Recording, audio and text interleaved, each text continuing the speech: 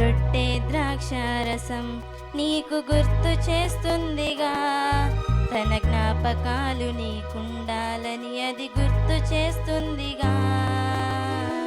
ప్రాణాన్ని మనకిచ్చాడు,